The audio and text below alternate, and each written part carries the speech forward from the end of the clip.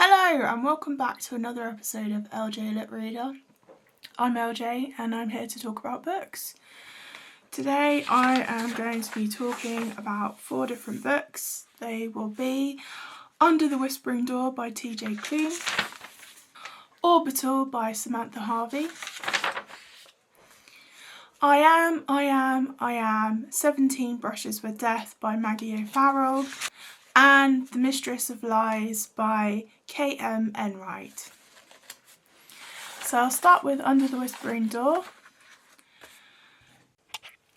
Hello everyone, I'm LJ and I just wanted to give you some of my thoughts at the moment.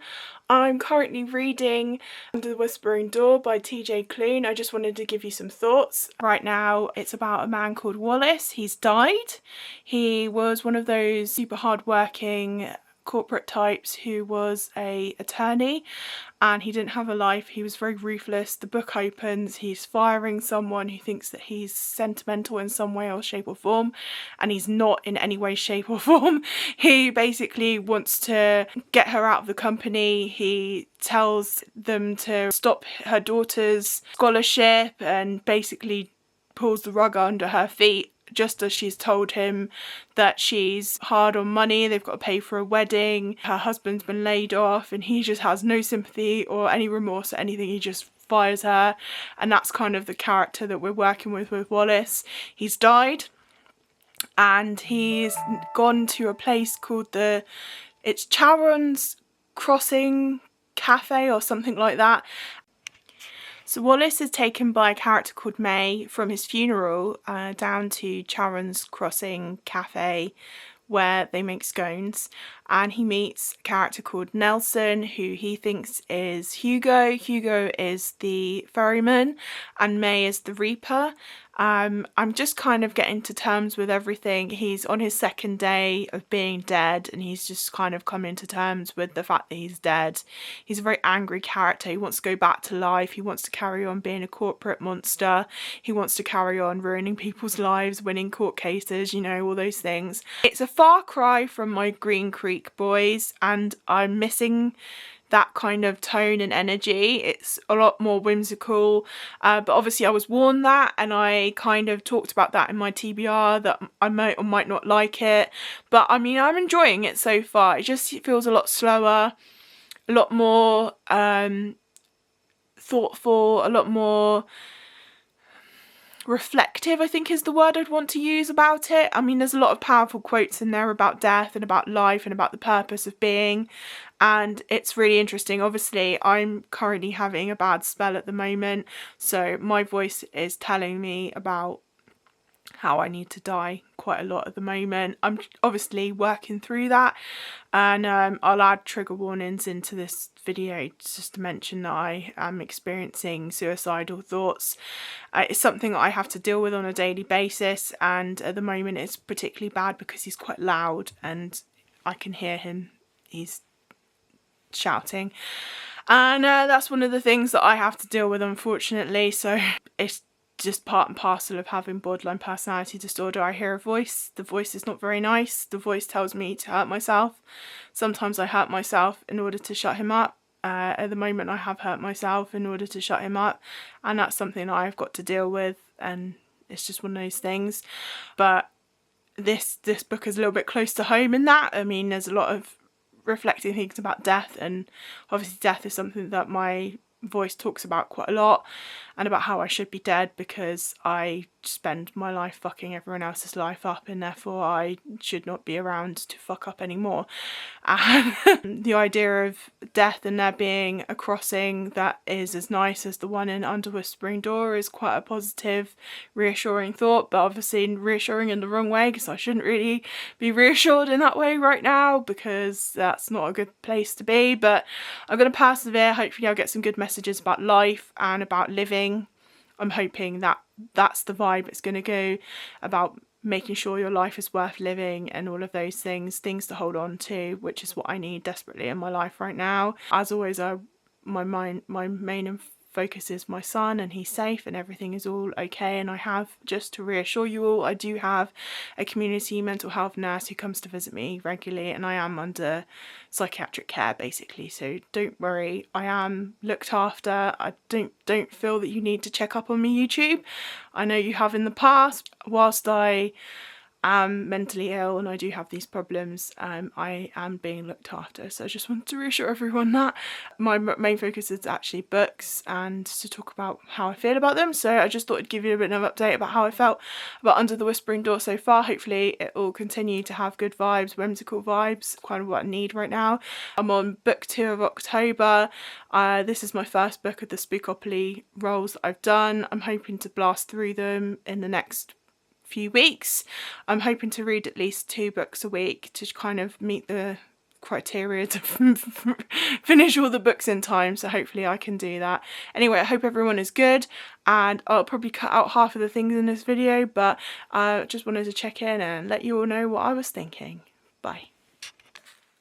I'm going to try something a bit different today, and I'm going to try and do my own synopsis and see how that goes. This is Under the Whispering Door by TJ Klune. A man named Wallace Price, who's a bona fide heartless arsehole, basically has a heart attack and dies. We aren't supposed to like Wallace or feel any sympathy for him, because he's basically a massive twat. There's a scene at the beginning where he's in his office and his PA, I believe, or legal secretary, I think it might be actually, legal secretary is basically there, and she thinks she's been called into his office because he has noticed that she's stressed, and she's pouring out her heart and soul to him, and he's going, no, that's not right, I just want to fire you because you made a mistake. So anyway, she may or may not have made this mistake, but he fires her, and he's just, it's like completely callous after everything that she's just said about how she's tight for money, how she's having to pay for things, how, oh, I've got hair in my eye. Oh, I'm not used to wigs.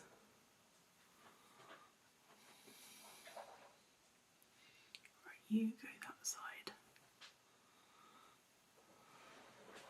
Alright, is that better? Yeah, okay.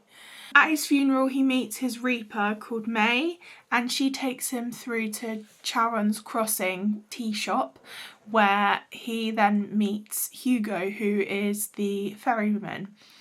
This is a very unique take on death in terms of having a Reaper and a ferryman. It links in with sort of Charon, the mythical god who ferry people across the river Styx. But Wallace turns up, and basically we're not liking him. He's an asshole, he's impatient, he's this ruthless lawyer who spent his life shitting on people for money. His ultimate aim in life is just work and making money. He doesn't spend his money essentially because he doesn't do anything in his spare time. He's just work, no holidays, nothing. But he does like buy expensive suits and have fancy haircuts and stuff. Wallace also meets the resident ghost of Charon's Crossing tea shop, which is Nelson. Nelson is Hugo's grandfather, and there is a tie there where Nelson has raised Hugo and isn't ready to let him go. There's also a dog called Apollo, and he is Hugo's dog who's died and is the ghost dog that stays with them as well. When Hugo turns up, Wallace then gets tethered to Hugo with a hook. So like a metaphysical hook attaches itself to his chest and attaches it like a big cable through to Hugo. And Hugo basically tethers Wallace's ghost to the ground. Now this becomes more apparent as we go on, so I'm not going to say any more because I don't want to spoil anything. But the hook is very important. When he's there, Wallace obviously is really angry and he's really nasty, and he basically just wants to leave because he thinks the whole thing's total bullshit. And the only person who can touch Wallace is May, because May's the Reaper and she's got like special powers with an affinity with ghosts. There's this mythical being called the manager, this mysterious person who they don't want to turn up. they're all a bit wary of him. Wallace doesn't know why, but they're all a bit scared of the manager. And Wallace basically has to die to learn his humanity and humility and compassion. And the story basically is about Wallace learning lessons about himself and about life and about what's important and about family and about things that make a difference in the world. And he changes. He learns more about humanity dead than he ever did whilst he was alive.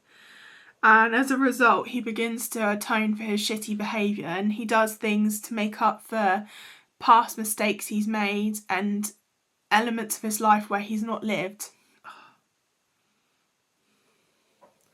I am not used to having hair. This is weird.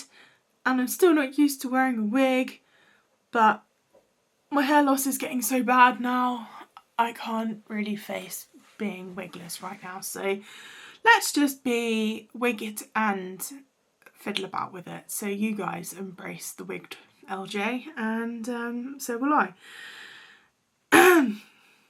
So anyway, Wallace is dead. What can he actually really do whilst he's dead? He's stuck in Charon's Crossing. If he tries to leave, his skin disintegrates, and he basically, there's this risk that he's going to turn into this dead husk-like creature, like a previous tenant, I suppose is the word to use, of Charon's Crossing, who Hugo feels he's failed. Where does this piece of hair belong? Is it this side?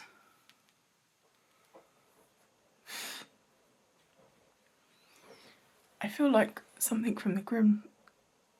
What is it called? What's the film called?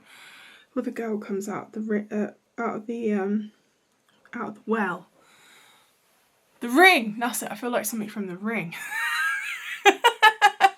What's gonna happen to Wallace? What's he gonna do? Is his time gonna run out before he gets to live his life properly? And also there is burgeoning feelings happening between him and Hugo, which confuses the fuck out of both of them. Anyway, that's my brief little synopsis. I don't think that ruins anything, so I mean, let me know if I've spoiled it all for you, sorry. Anyway, I rated this 5 stars and I loved it.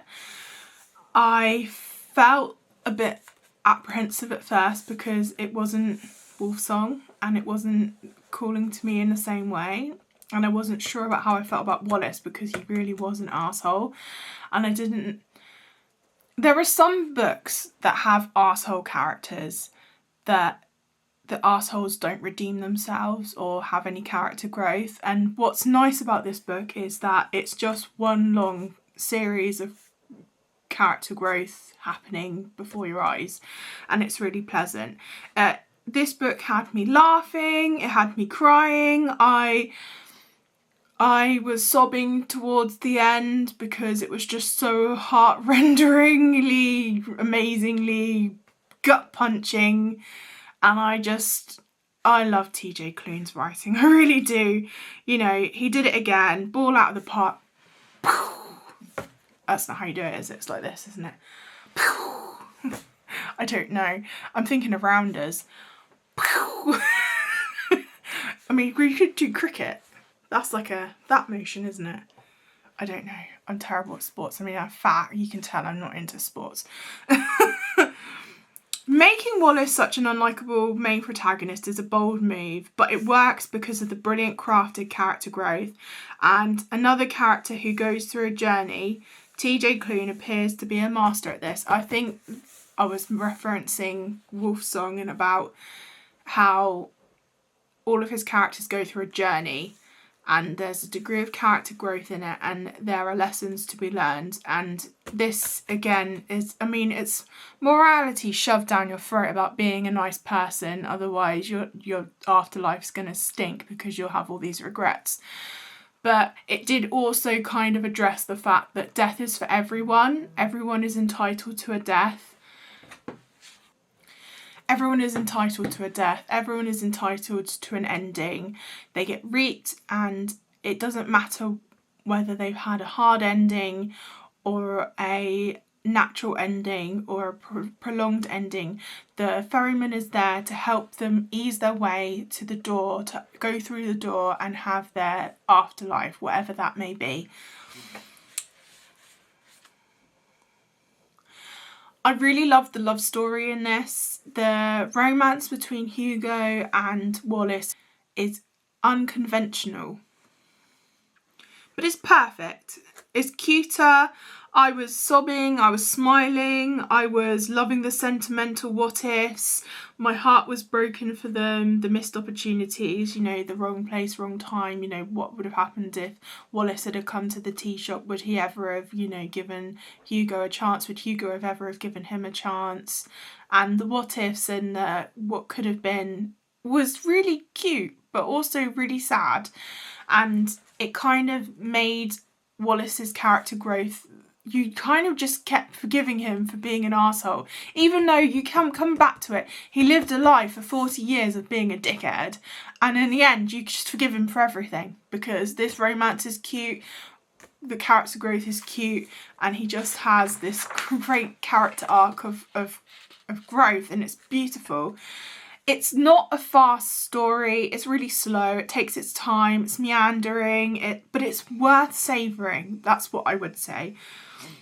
It's an exploration of death, love, grief. Wallace definitely follows the 5 stages of grief, and I do think that TJ Klune here has perfectly executed the 5 stages of grief, and also how angry you are when you die. I mean, I would be ragingly angry if I'd have had one of the characters' deaths, you know, and he just made it perfect and it worked. I think that maybe we forgive Wallace a bit too much. I mean, I loved him, but maybe we let him go on some of his bad things. I mean, it does feel very reminiscent of, I know this is going to make you laugh, but it kind of reminded me of A Christmas Carol, where Scrooge is led through, you know, the 3 ghosts, and he comes to atone for his behaviour, and then he gets to live his life again. I feel like, obviously Wallace is dead, so that can't happen. Or can it? I don't know. Wallace is dead, so can he atone for his bad behaviour? Can he atone for his past mistakes? I think he tries, and I think we'll give him props for that. I think he also explores how our actions in life and the turmoil of our death and lives can spill into our death, but also the afterlife. I've already said this. About how the afterlife is for everyone. Even the biggest of arseholes I've written here.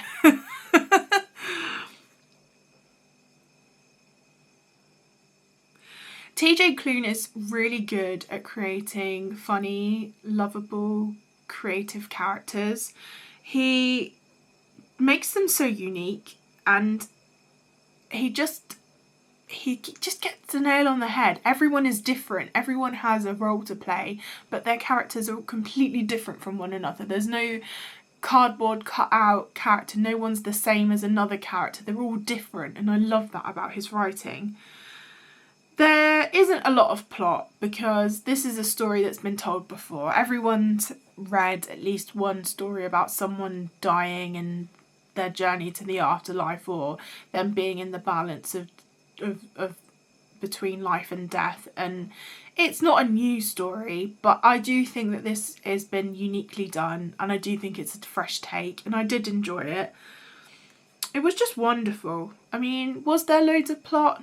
No. But was the story worth reading? Yes. Was it brilliant? Was it beautiful? Was it perfect? Yes.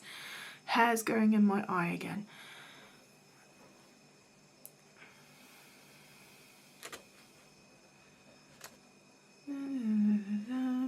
And it's just charmingly done. I think others might find that this story's quite drawn out, but I appreciated how slow it was and how much time was given to Wallace to have his character journey, and I think that it truly gave us a chance to see him come to accept his fate, to realise the error of his ways, and without it feeling rushed or forced. It was to be savoured. You're there to savour his experience and to grow and develop with him. You travel his journey, you know. I also did think maybe it drew parallels to Midnight Library by Matt Haig. There were elements that kind of, you know, it was the same kind of writing style in some respect, but they are different stories, obviously. And I think it's the themes that are similar, not necessarily the stories, if that makes sense.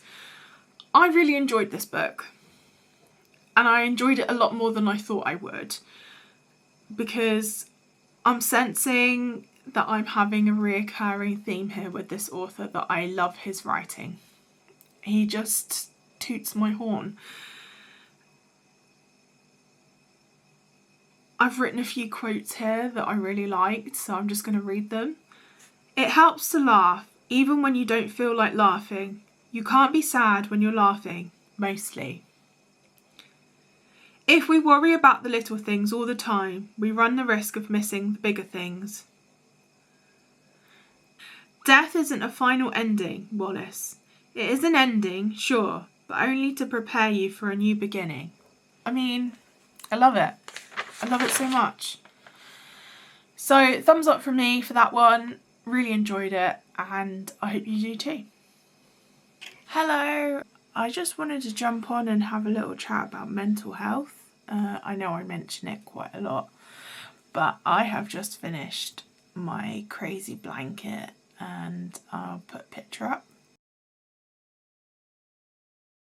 Here it is.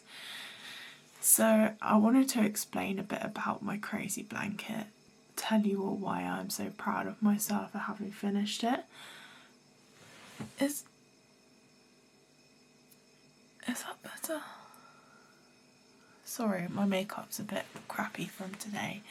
Anyway, where was I? So, crazy blanket. In July 2023, so last year, I had a quite significant mental breakdown, and subsequently have been diagnosed with emotionally unstable personality disorder, borderline type with hallucinations, generalised anxiety disorder, complex post-traumatic stress disorder, and severe depression.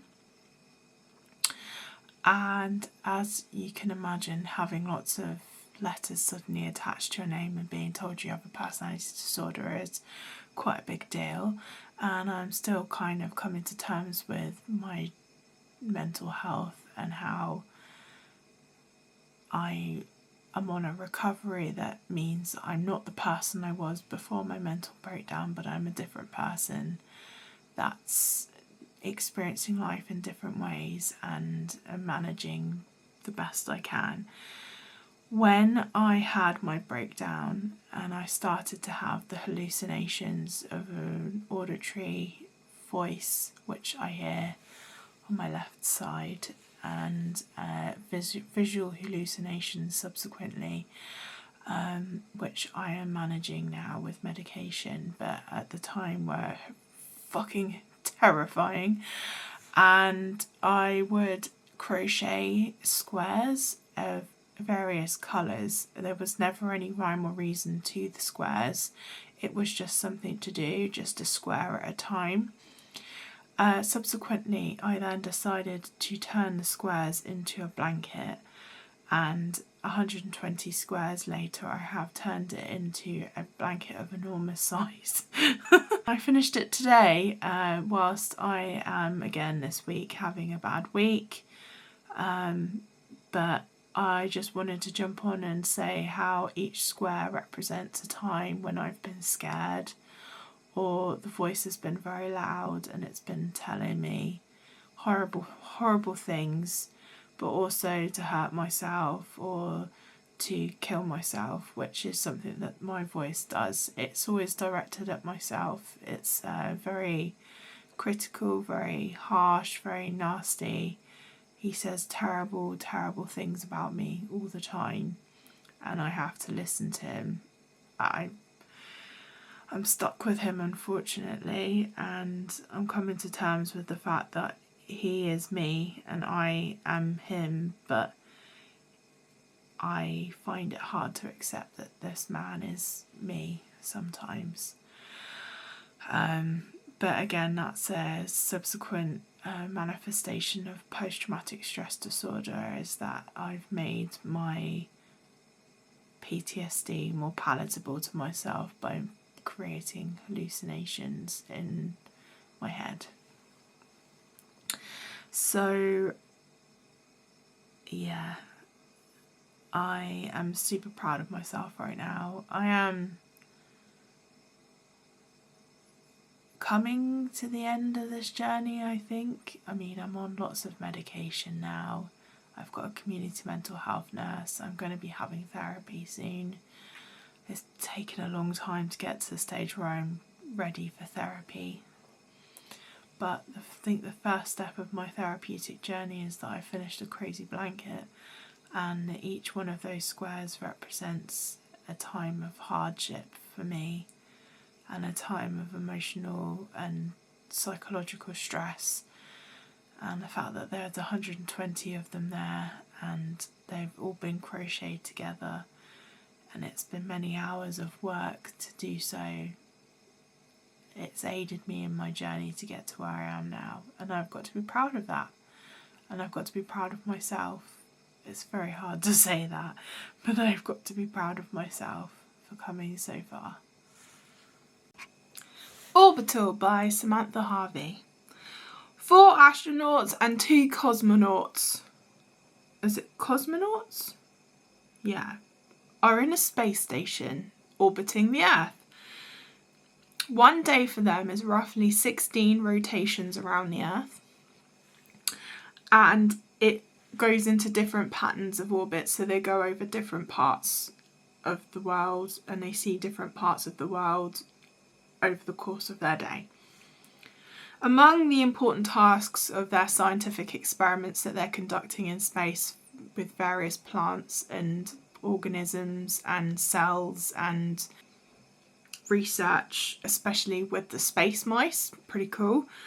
They have a important task where they have to maintain the ship, but they also have to take photographs of things of notable importance. So in this story, they're instructed to take photos of things of special interest. This thing in particular is a typhoon.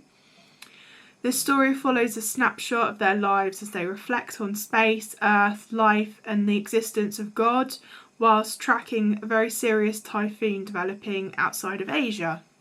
That's basically what it's about.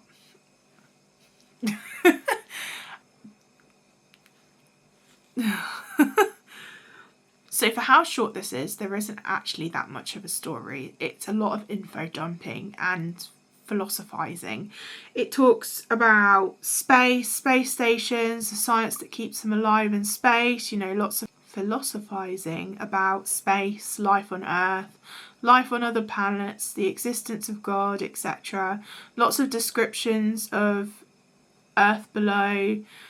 Some elements are a little bit repetitive.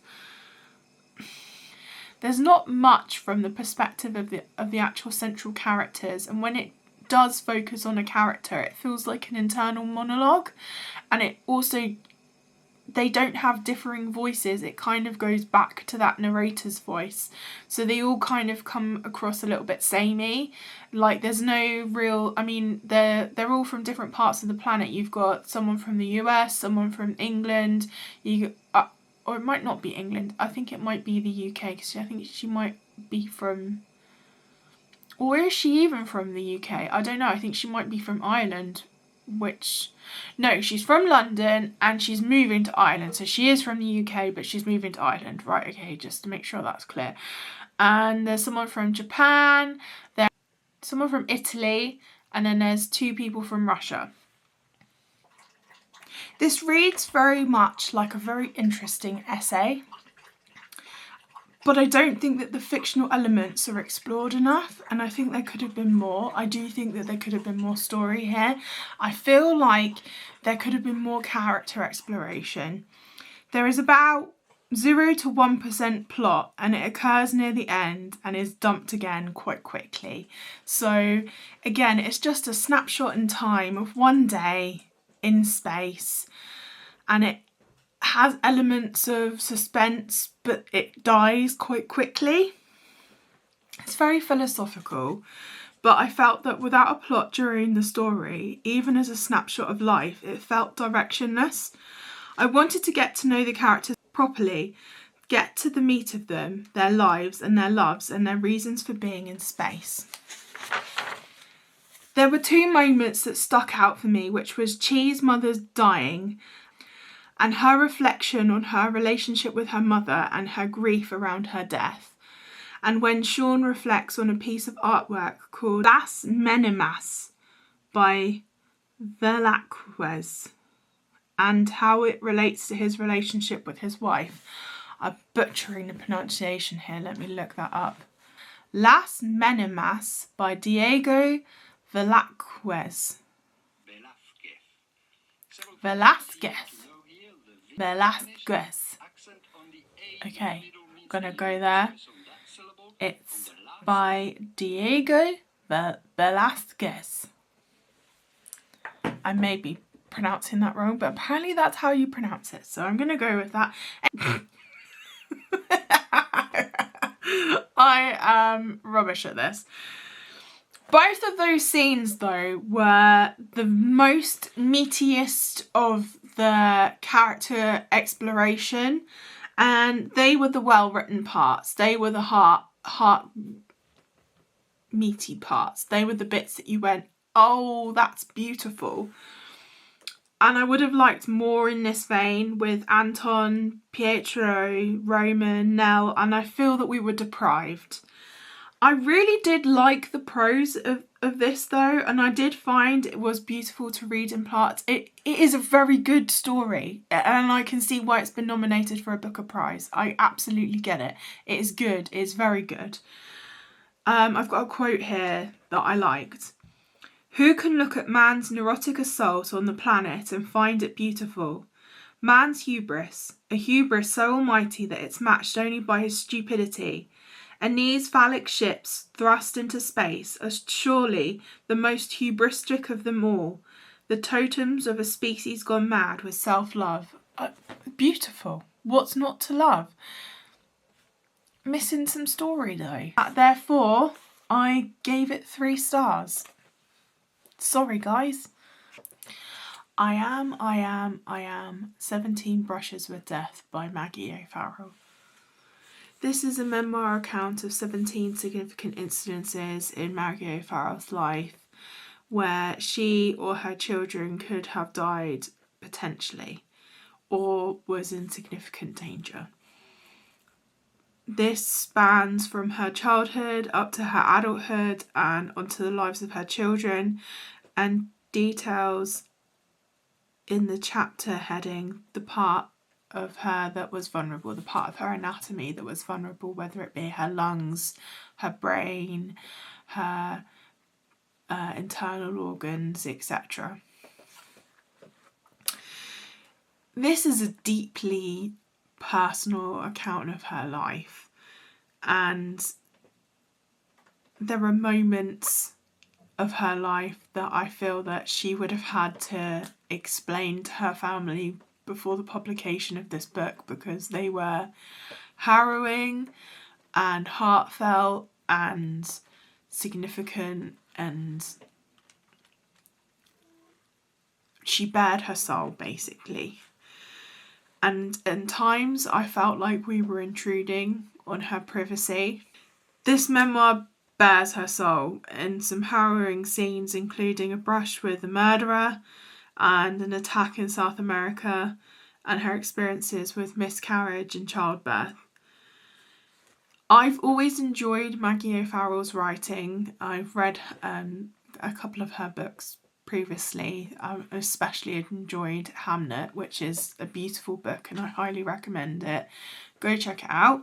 They're always beautifully written, and her prose is just significantly amazing. She has writing chops on her writing chops, and she is just a magnificent author. Her prose is artistic and yet devourable. The pages always seem to melt before my eyes and I devour her words. It felt like she was bearing her soul to the reader, and I could imagine all the difficult conversations that took place before this book was going to publication. I cried when she went through her miscarriage. The emotion and her thoughts around the event hurt my heart. Her words touched me profoundly. Yet my heart was in my throat when she recounted her brush with death and the binoculars and being attacked at knife point by a man on the deserted road in South America. There are lots of significant events, and I do think that they differ in magnitude. So some events may not seem as significant to some people as they do to others, but then there are events that are deeply troubling and really significant. I mean, on one hand, she's having knives thrown at her at a circus, and then at the other hand, she's basically being attacked by knife point and robbed. And it was really, there was this passage about her worrying about the man, whether he was going to take her into the trees and rape her, and it was horrific, and it stuck with me. I have to say though that Maggie's led a fascinating life, full of adventure, disappointments and reinventions, overcoming an immensely difficult childhood, having suffered encephalitis and suffering nerve damage and having lifelong disabilities linked to this illness. And it keeps coming back to this encephalitis and how it's damaged her body and it's had lifelong repercussions that have led to other events which have led to other brushes with death, all linked to this childhood illness that caused her basically to lose the ability to walk and be very severely ill and almost die, and it was awful. She's fought hard to walk again. She fought hard against bullies, to go to school, be able to learn, to go to university, to overcome life's adversities, and she's just phenomenal. She's a phenomenal woman. Not only is she a great writer, and all of her experiences have led to her writing, and she details what she did when she started writing and how her boyfriend got annoyed because she was always typing, and you think, fuck you, arsehole, and we're very glad that she gets rid of him. There's a particular scene where she details where she's being bullied because she can't climb the stairs, and the kids are horrific to her because of the way she walks due to her encephalitis and how it's sort of changed the way that she can walk and how she struggles with certain things and her brain doesn't compute the way that others do because it takes her a while to do things, and she can't process certain types of information or certain scenarios that happen later on because of the damage that it's done to her brain and nerve damage to her body. The kids torment her, and in order to get to lunch she has to crawl up the stairs, and it's just awful, and there's no way in hell any school would ever cause a child to suffer in that way ever in this day and age. I'm in awe of her as a person and her skill as an author. This was definitely a solid 4-star read for me, and I really enjoyed it. There was a quote that really touched me. There is a school of thought out there that expects women to get over a miscarriage as if nothing has happened, to metabolise it quickly and get on with life. It's just like a bad period, a friend of mine was told briskly by her mother-in-law. To this I say, why? Why should we carry on as if nothing out of the ordinary? As if it's nothing out of the ordinary. It is not out of the ordinary to conceive a life and then lose it. It's very far from ordinary. These passings should be marked, should be respected, should be given their due. It's a life, however small, however germinal. It's a collection of cells from you, and in most cases from someone you love. And I also thought that this was a very unique format for a autobiography, because I mean, is it an autobiography or a memoir? No, it's a memoir, sorry, because it's a reflection on her life. It's very interesting, and I've never read anything quite like this before. And there was another quote I quite liked as well. There is nothing unique or special in a near-death experience. They are not rare. Everyone, I would venture, has had them at one time or another, perhaps without even realising it. I conclude that this woman has more talent in writing in her little finger than some of the books I've read this year. In fact, quite a lot of the books I've read this year. And I think that Maggie O'Farrell is a marvel, and I highly recommend her, and I recommend this. I also recommend any other book that she's written, and thumbs up from me. So, back. I got distracted and now I'm back again in a different wig. Well, hey, and here I am. I'm LJ and I'm here going to talk about Mistress of Lies by K.M. Enright. This is an Illumicrate edition and I received it, I want to say in July.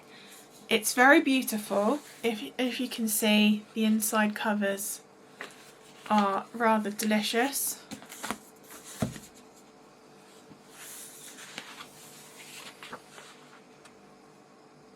And I haven't got my light on. Hang on, let me turn the light on.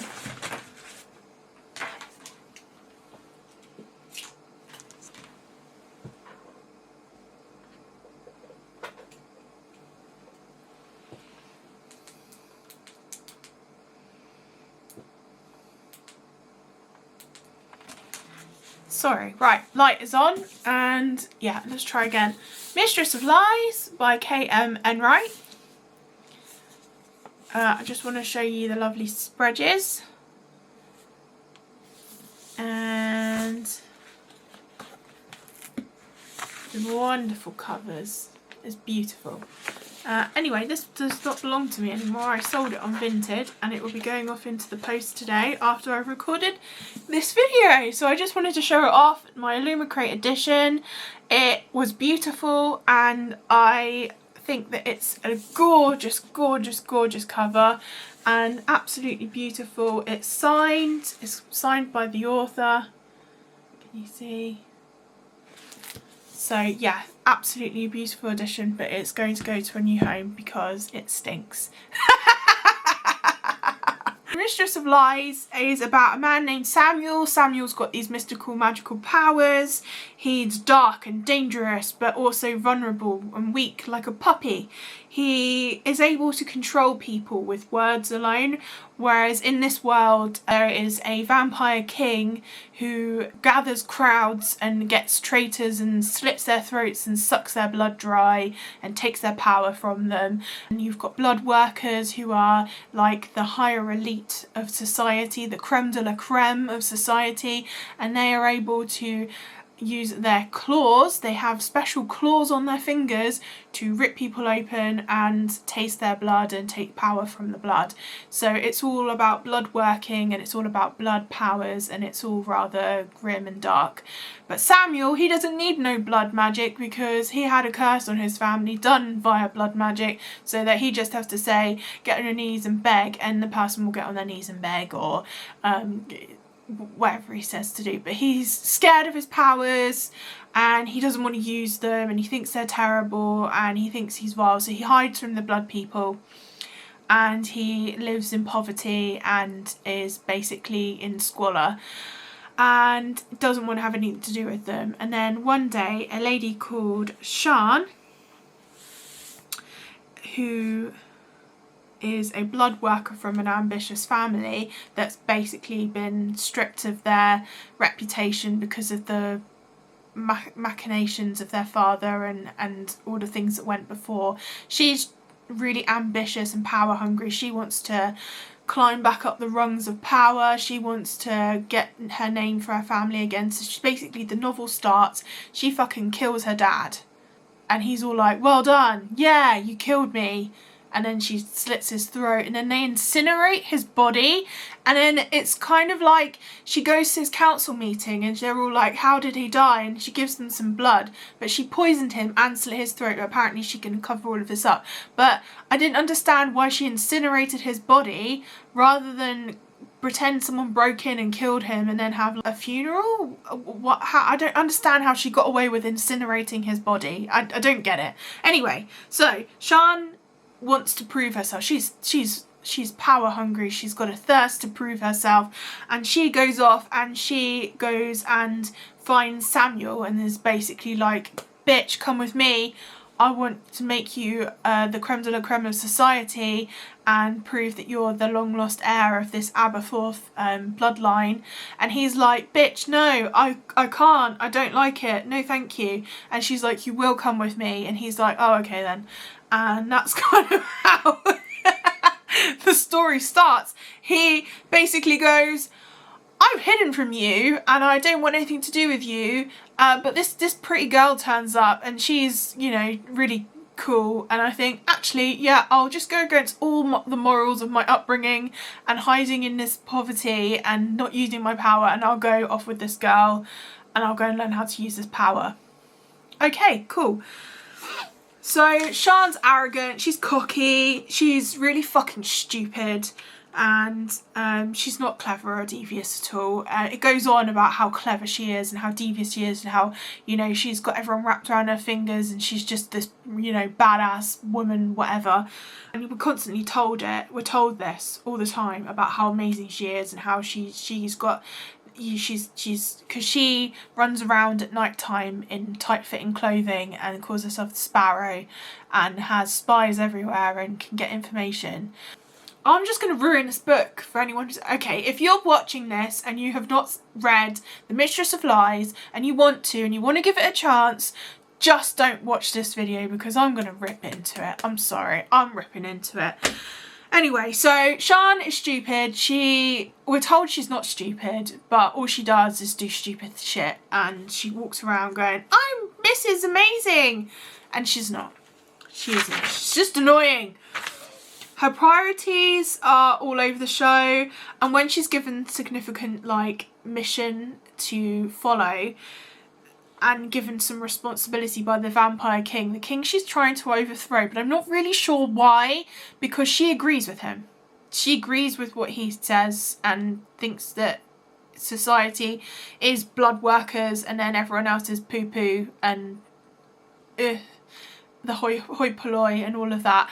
You know, she agrees with him, so I don't understand why she's trying to overthrow him, because she's the Sparrow and she's there for the unblooded, but she actually doesn't give a shit about the unblooded, and even then I'm not really sure she gives a shit about her brother who is supposedly unblooded. She makes a half-baked attempt at solving these strings of murders. She just kind of goes to a body, looks at the body, and then says, oh, that's the body, and then walks off again, and then worries about clothes and what dress she's wearing and how Samuel likes her and Isaac likes her, and oh, does she want them, does she want that, you know, I'm gonna have sex, I'm not gonna have sex, oh, he won't have sex with me because he uses his powers and his powers will make me pliable and malleable to him, and he doesn't want to do that, and blah blah blah blah blah blah blah blah blah.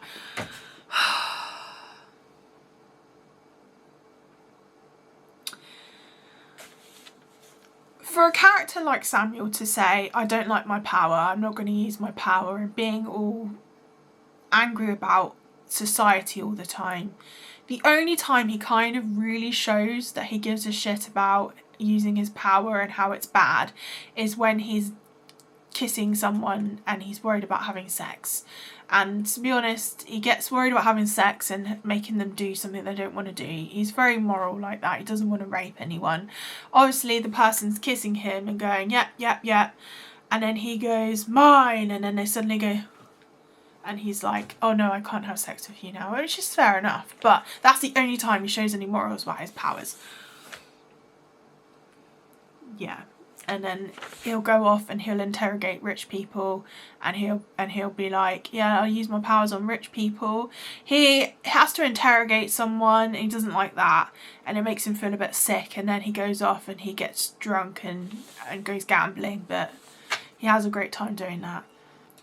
I've said For someone that spent all of his life hiding from his powers, he doesn't half let Sian and the king walk all over him. He's just like, yep, okay, I'm going to be a blanket on the floor and you can just walk all over me, wipe your dirty boots on me, that's fine. And yeah.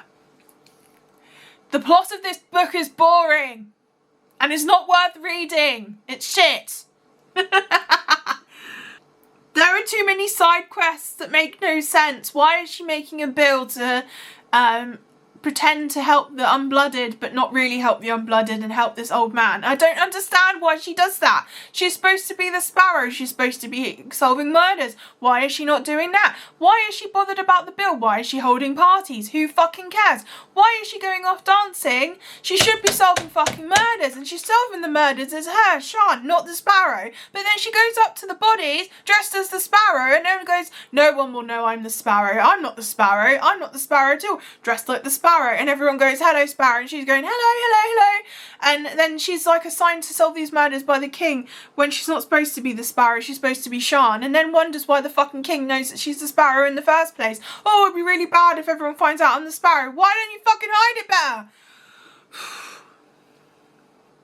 There's a confusing romance triangle in the middle of all of this, and one thing this book does do good is it's got really good representation. You've got gay characters, you've got trans characters, you've got bisexual characters, everyone loves each other, there's no homophobia, there's no transphobia, it's all very, everyone loves each other, it's all kind of cool, brilliant, great representation, I really love that. I love the fact that the author is trans and he managed to write a book that then, showed his feelings and managed to make it normal and acceptable and everything is great. No one's got any problems with that.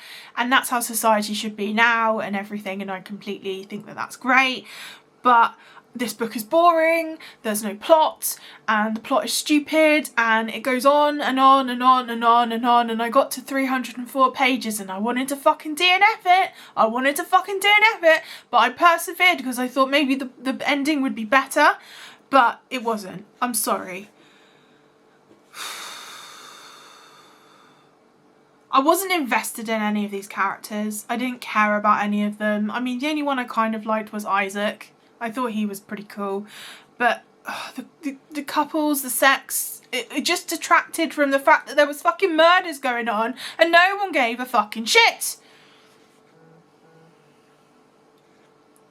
And the other thing I want to say about this love triangle is it's not a love triangle, it's a lust triangle, because I don't actually genuinely think the characters love each other or were falling in love. They just wanted to have sex with each other, and they couldn't have sex with each other because Samuel basically would go mine and then his powers would work and then he'd go no, no sex for you, no sex for you. And the only reasons that Sian and Isaac wanted to help Samuel get rid of his powers was so they both could fucking shag him. Motivations, I see, yes. The plot is implausible. I don't know how a person who is got a shoddy reputation and her father dies in mysterious circumstances and she suddenly is given all of this power and responsibility by the king. It's not plausible, it doesn't make sense, and then she fucking is just a shit show. I don't understand her motivations. I want to say that the Mistress of Lies had so much promise because the writing is engaging, but the plot was so crap that the engaging writing just couldn't lift it up because the characters were flat and there was no depth to any of the characters, and it was all about sex. And when it wasn't about sex, it was like, hey, look at a body. Oh, that's a cool body. Let's just move on now. And I'm really sad about this because this fucking edition is beautiful and it looked great on my shelf and it was beautiful, but I can't keep a book in good conscience that I struggled to finish and hated and thought was rubbish and thought was boring, and I gave it 2 stars. Sorry, it gets 2 stars from me. If you can get better at doing a plot, KM Enright, then you will have all the fans, because your writing style is lovely and your representation is lovely and your ideas are lovely and they have so much promise and potential, but your plot and your structure is rubbish. And to have a murder mystery where they go and look at bodies going, this is interesting, and then walk off and go to a party. Oh.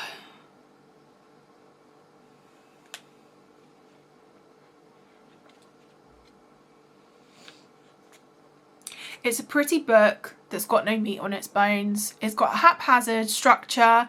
Its pacing is all over the show. The characters are weird because their motivations are fucking bizarre. Do you know the part I didn't understand was there's this letter at the beginning about how Sian is this unlikable, you know, unlikable, selfish, self-absorbed character, and we're supposed to sort of, she's morally grey and everything. This did not show that. This did not show that, because all she did was go, oh, I'm so worried about how the effect I'll have on this person, and oh, is this person okay, and is that person okay? Oh, I don't know, oh, his pretty dress, don't I look beautiful? I didn't see the morally grey, ambitious side of her. The only thing that she did was murder her dad and then incinerate his body, which I still don't understand, and then kind of treat her brother a bit like shit.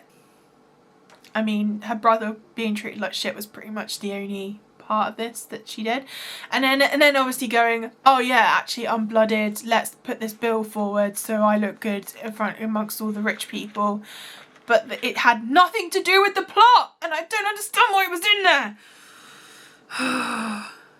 She was weak and vapid and interested in dresses, but not like Selena Sardothian from Throne of Glass, because, you know, when she's got a string of murder, she fucking investigates that shit. She wants to know what's going on. This one, oh look, it's a body. Oh no.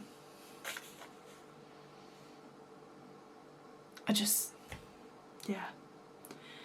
I'm rating this 2 stars. This is my second 2-star of the fucking last 2 months. I'm not happy. I'm not happy because it was beautiful and it should have been better.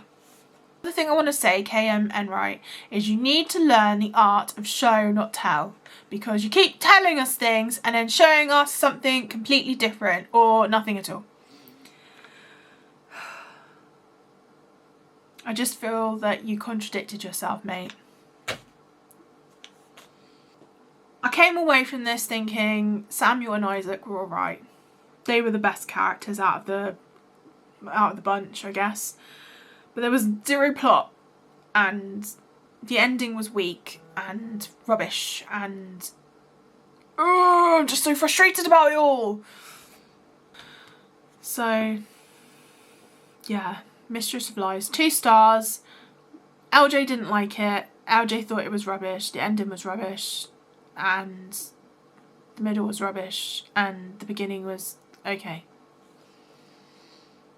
Anyway, go check it out.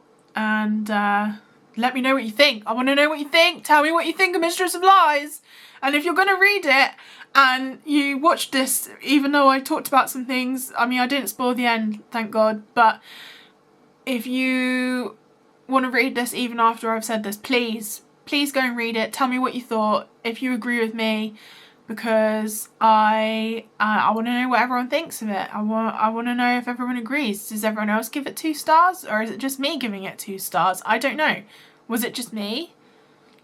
I'm so disappointed. I'm so let down. I'm not happy. I am not happy.